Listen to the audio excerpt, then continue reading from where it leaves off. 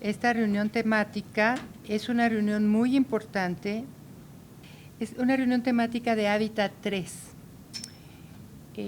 Cada 20 años se lleva a cabo una reunión de Hábitat.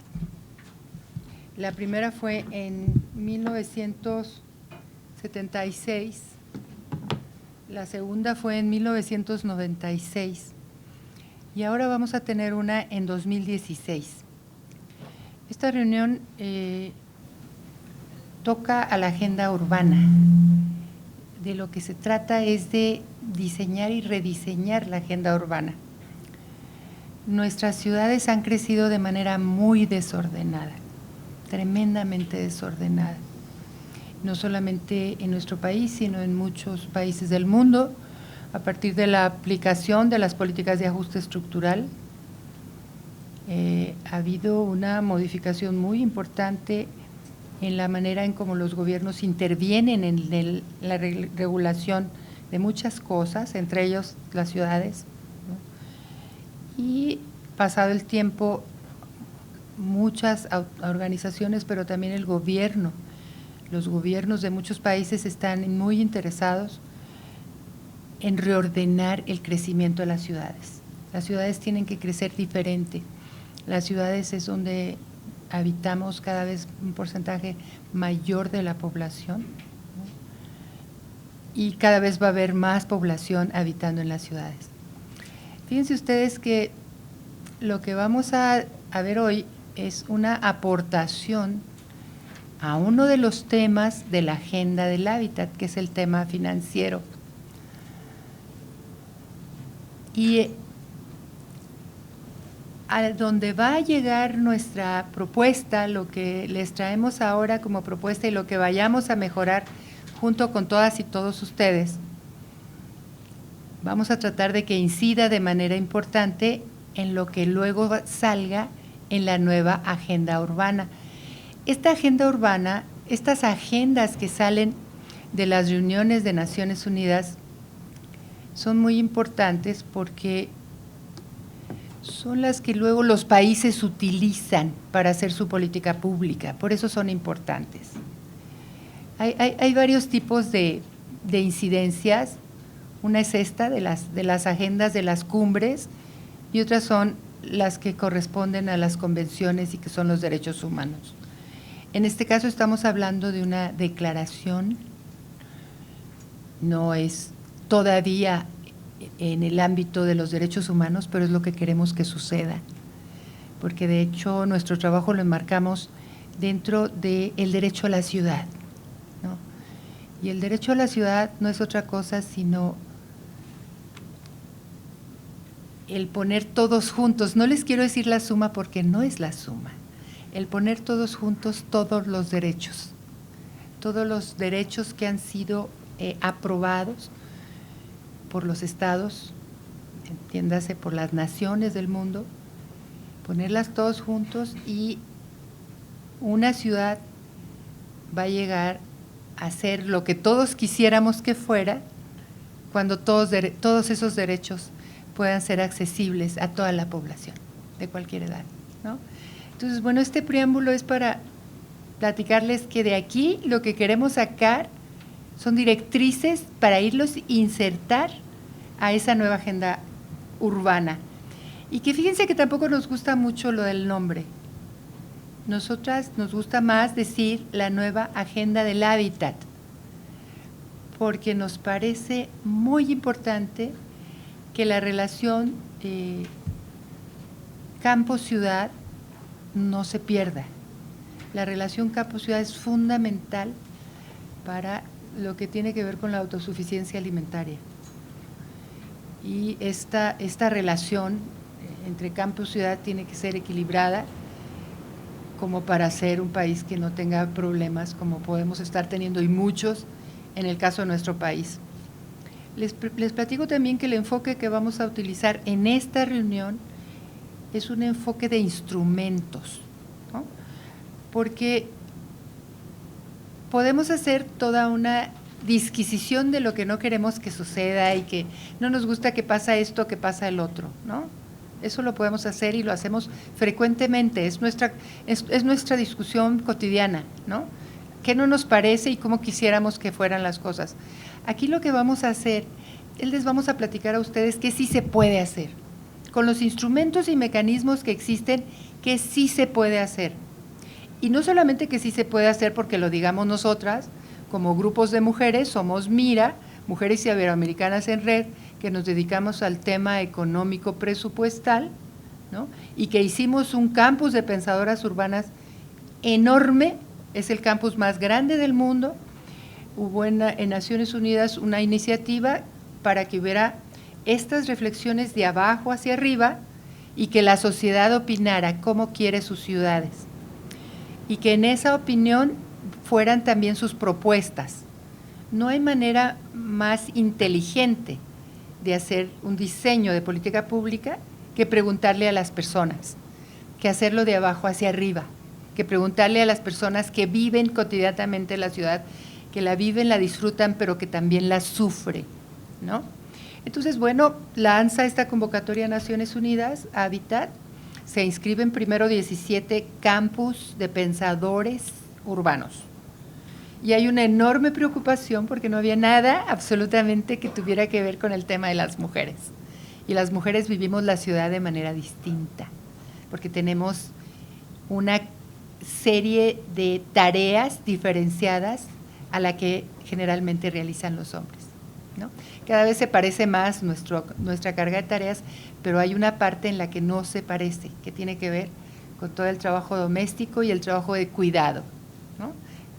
Nosotras somos las cuidadoras y somos más cuidadoras en México que en otros países en donde la carga del trabajo entre mujeres y hombres está mejor distribuida.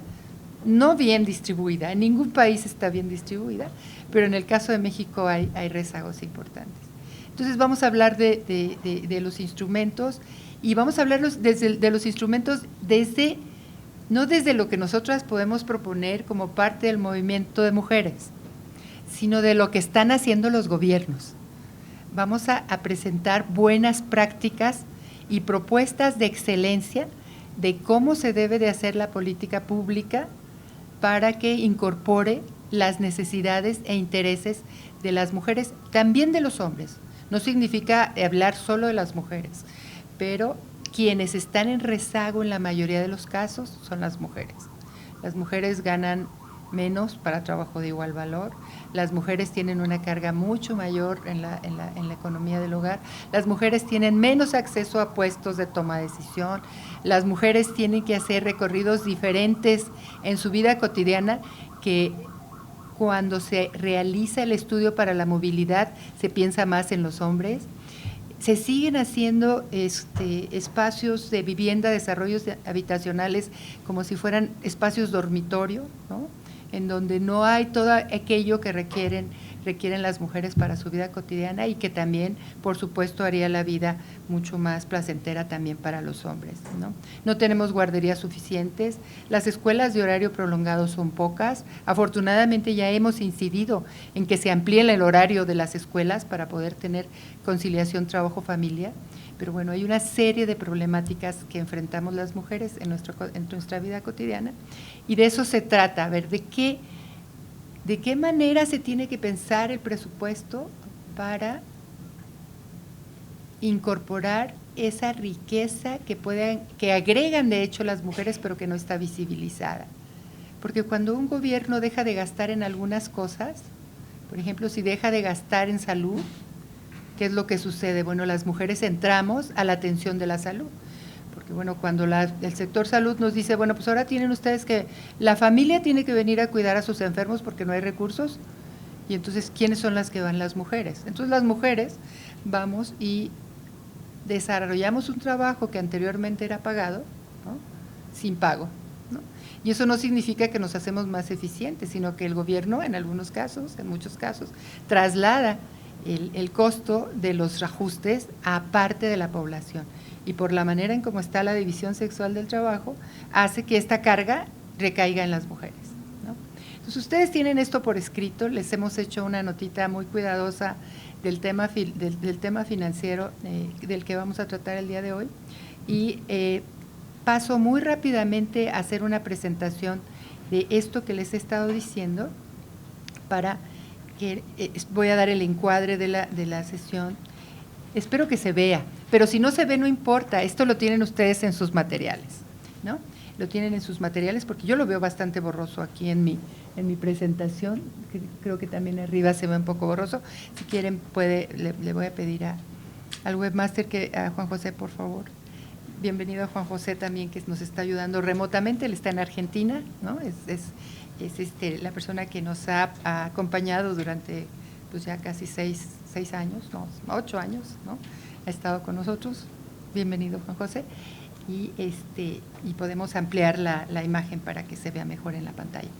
Entonces, bueno, ¿qué es lo que vamos a ver? Les decíamos que vamos a ver instrumentos y marcos, paraguas, ¿no? Y tenemos aquí el tema de presupuesto basado en resultados. ¿Qué es esto del presupuesto basado en resultados? Es una manera de presupuestación, es un modelo de presupuestación que surgió para que los países fuesen más organizados. Entonces, bueno, les decíamos que este tema del presupuesto para nosotros es crucial y aquí vamos a tener una presentación maravillosa de lo que se está haciendo en el estado de Chihuahua, ¿no? De cómo los gobiernos de América Latina, fíjense, este tipo de presupuestación se aplica en América del Sur en 11 de los 13 países de América del Sur, en Centroamérica en 6 de 7, en el Caribe mucho menos, en 5 de 21, pero ¿qué diferencia hay entre esta presupuestación y la que se usaba antes? Que antes el presupuesto tradicional nada más nos medía cuánto recurso consumimos, era todo lo que medía. Y ahora con los presupuestos basados en resultados, lo que vemos es cuál es el impacto de ese gasto en lo que se esté midiendo. Ahí está el asunto. ¿Qué es lo que se está midiendo? Lo que nosotros estamos insistiendo a los gobiernos es que la medición se tiene que hacer con base en ¿qué? En que el beneficio de la población tiene que estar asociado a los derechos humanos, ¿no? En nuestro caso, en México, la Constitución señala que los derechos humanos están como parte de nuestras garantías, ¿no? Entonces, bueno, para hacer una medición en términos presupuestales, lo que hacemos es ver qué cobertura cada uno de los derechos tiene en la población. O sea, cuánta población tiene una vivienda digna, tiene un ingreso digno, tiene educación, acceso a la educación, tiene acceso a la salud, ¿no? En condiciones con determinados parámetros internacionales que significan que son dignos, ¿no? Y para todo esto hay una serie de protocolos que, por ejemplo, en el caso de los ODMs, que decía, bueno, garantizar la educación básica para niñas y niños, ¿no?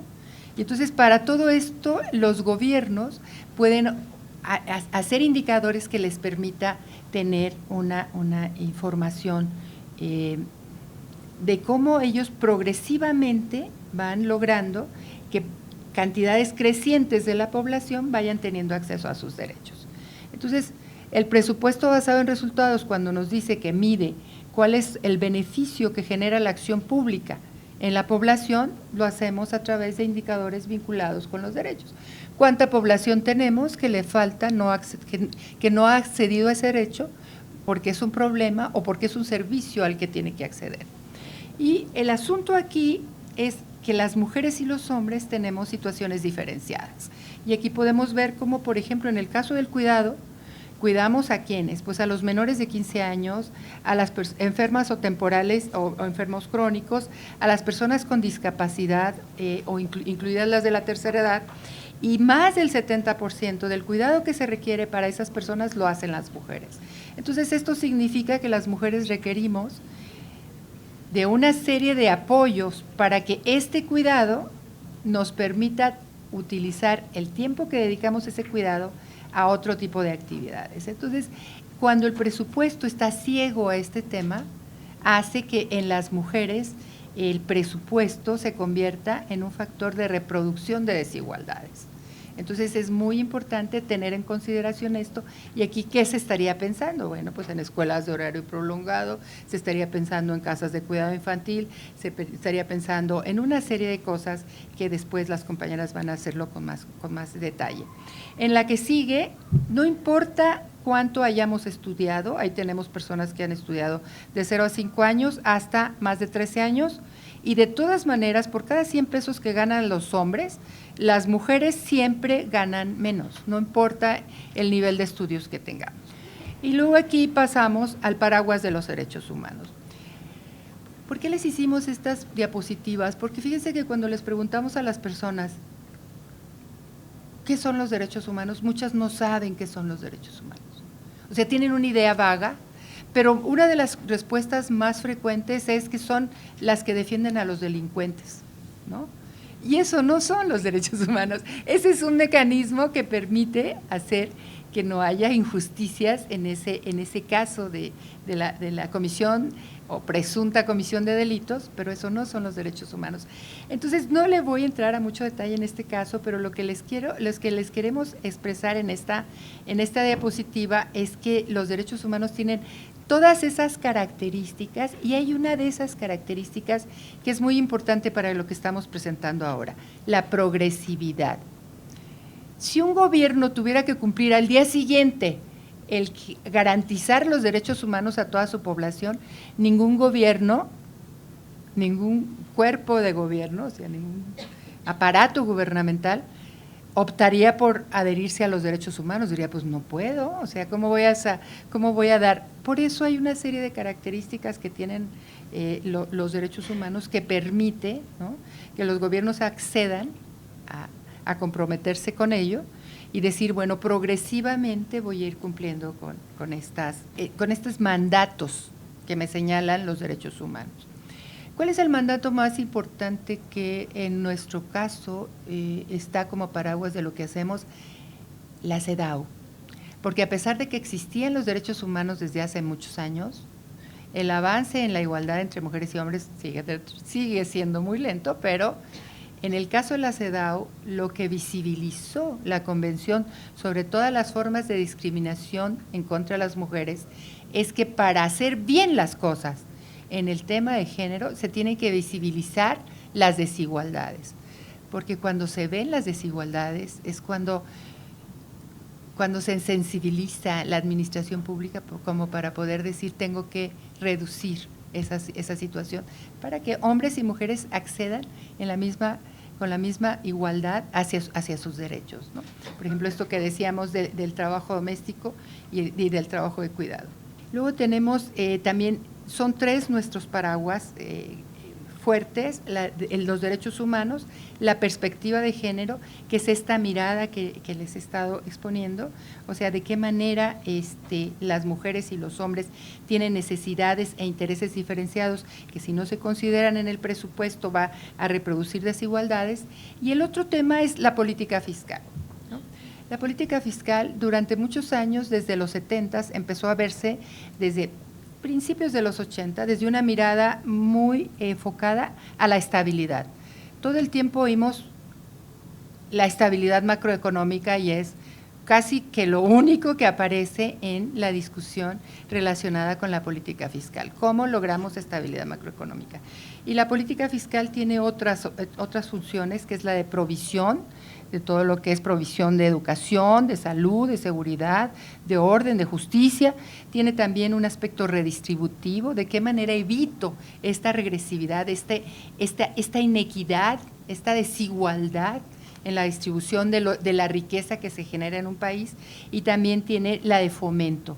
Fíjense que aquí en México y en muchos países del mundo se dijo en algún tiempo que la mejor política industrial era la que no existía, que era mejor que el mercado fuera el que asignara los recursos, y bueno, después pasó lo que pasó, y muchísimos países en el mundo están reconsiderando eso, y está habiendo nuevamente políticas industriales para poder recuperar y defender a las economías locales.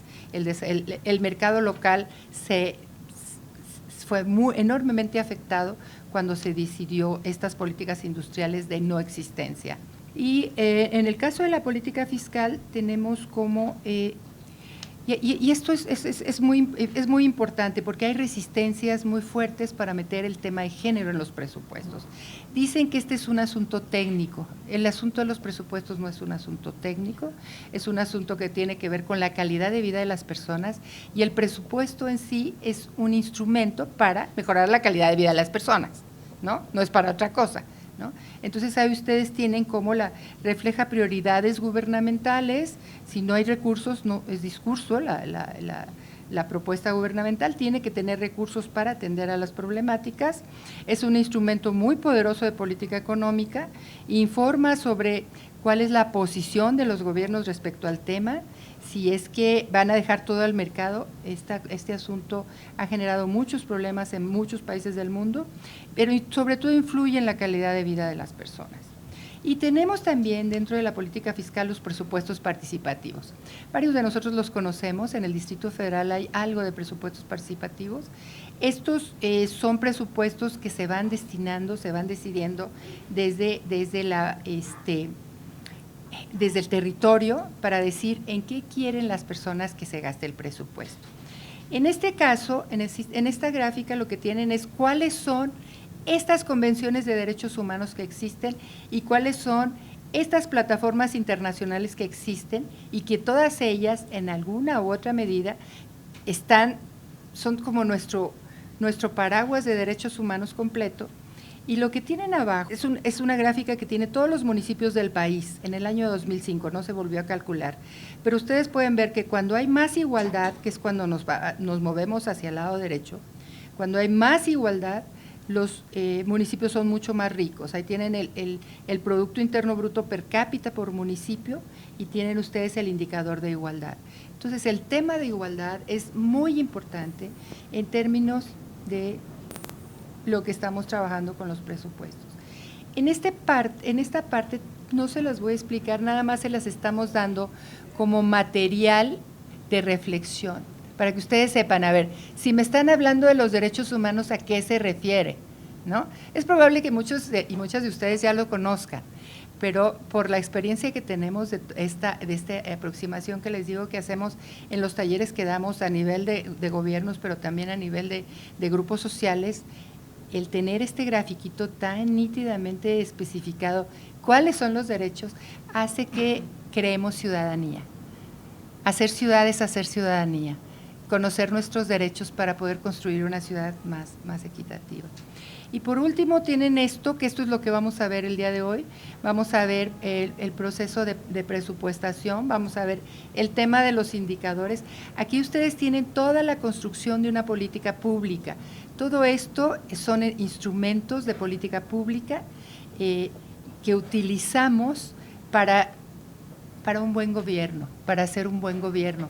Pero también tienen ustedes ahí las Contralorías y Observatorios Ciudadanos, ¿no?, que es esta aportación que puede hacer la sociedad a través de observatorios y contralorías para ir impulsando la mejora continua de la política pública, ¿no? Nosotras, sobre todo esto, hemos trabajado. Hemos logrado incluso que en el Poder Legislativo se etiqueten recursos para los observatorios, no todos los años, ¿no? De hecho, ahorita no están. Hemos logrado que haya observatorios urbanos locales, ahorita tampoco están, pero estuvieron funcionando y hubo hasta 50 en la Red Nacional de Observatorios. ¿Y qué estamos haciendo ahorita? Retomando esa experiencia para decirle a los gobiernos, eso debe de volver a existir, ¿no? Entonces, bueno, les digo, es demasiada la información que tienen en estas láminas, se las dejamos de tarea. Al final vamos a hacer un ejercicio de reflexión. Yo ya doy por terminada mi presentación.